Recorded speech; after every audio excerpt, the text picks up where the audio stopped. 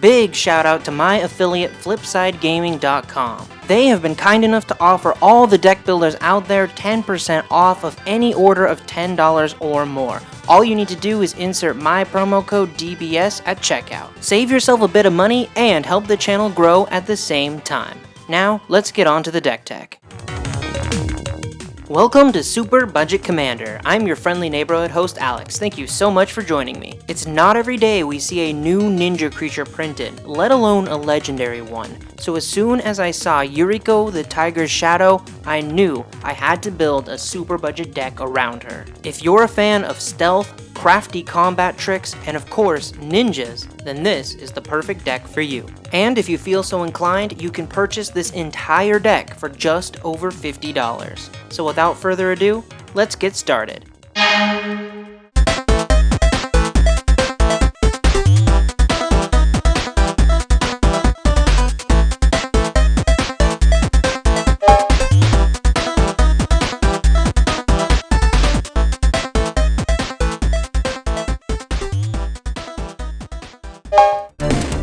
Yuriko the Tiger's Shadow is 3 mana for a 1/3 human ninja in Dimir colors. Yuriko's first ability is oddly reminiscent of Derevi Imperial Tactician. Both have the ability to be cheated into play without having to ever pay commander tax. The Tiger's Shadow is all about combat, more specifically, ninjas dealing combat damage. Once your ninjas start dealing damage, her second ability works almost like a reverse Dark Confidant. It puts cards in your hand and drains your opponent's life totals at the same time. So now that we know more about what this ninja's all about, let's break down the deck around her. There's nothing particularly exciting about the mana rocks here. They do their job and they do it well. They get us out to a quick, aggressive start and help us color fix. Most of our card draw spells are very mana efficient. However, there are some standouts like Treasure Cruise that are fantastic to top deck when you have Yuriko on the battlefield. Not only are they draining your opponents for a massive amount, you're also able to cast them on the cheap and draw some cards. We also have some obnoxious card draw in the form of spells like Bident of Thassa or Monastery Siege. Bident of Thassa rewards us for being aggressive, and Monastery Siege can either help us keep our hand full of cards or protect our permanents. Wheel effects like Windfall or Whispering Madness give us the ability to get rid of a dud hand and hopefully refill it with some cards we can actually use. Pair either of these with the ridiculousness that is Notion Thief and you'll have yourself a hand full of cards and a table full of salty opponents. The Ninja Clan also brought along some helpful owl friends.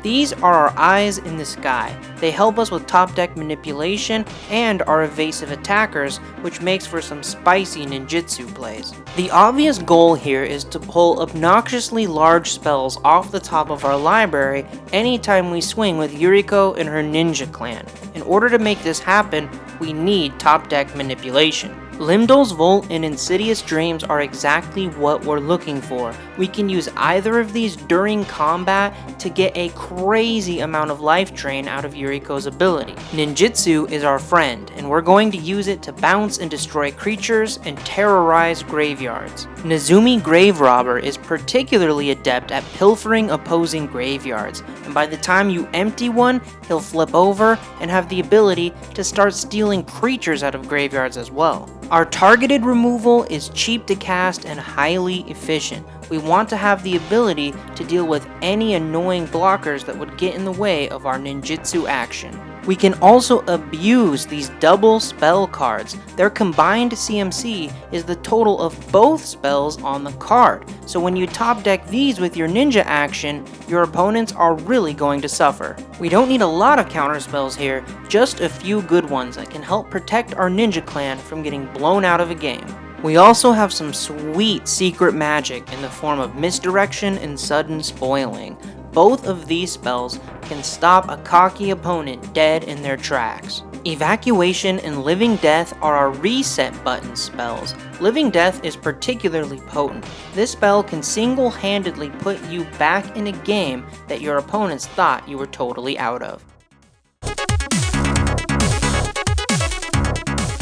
Obviously, Yuriko works best when she has plenty of other ninjas storming the battlefield with her. However, there are currently only 10 ninjas in print, which means we need a little something else to put us over the top. In this case, I've enlisted the help of the Rogue tribe to come in and give the ninjas some much needed support. In particular, I have a focus on rogues that are very difficult to block or make other creatures around them hard to block. This makes setting up ninjutsu plays way easier. I'm also a big fan of Gonti, the thief who loves to steal other players' spells, an ogre slumlord who rewards us anytime a creature anywhere dies. He's fantastic to recover from a board wipe. It's also very important to have cards like Arcane Adaptation that can merge our two tribes together into one big happy family and make for some seriously crazy combat shenanigans.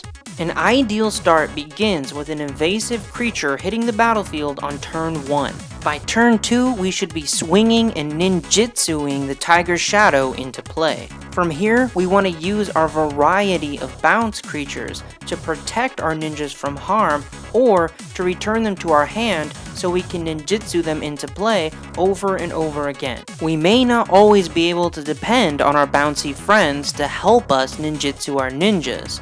That's why we have spells like Teferi's Veil. Phasing our creatures out at the end of combat is a fantastic way to protect them from harm, and we can utilize our creature-heavy board wipes in a much more one-sided way that really hurts our opponents. Ideally, all this combat should set us up with some extra turn spells, or at the very least, high CMC cards that should be more than capable of taking out a couple players at the table. Upgrading the creature base in this deck begins with eliminating some of the weaker or more redundant creatures and replacing them with the 2 ninjas we're missing and creatures like Sig that reward us for damaging our opponents as much as possible.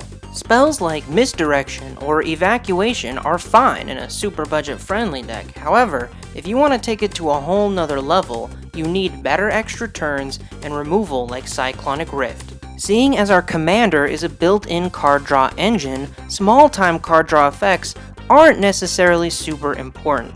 These can be replaced with tutors that send spells directly to the top of your deck. We could also stand for some better sources of top deck manipulation and card draw. Sensei's Divining Top, Soothsaying, and Mystic Remora all come to mind.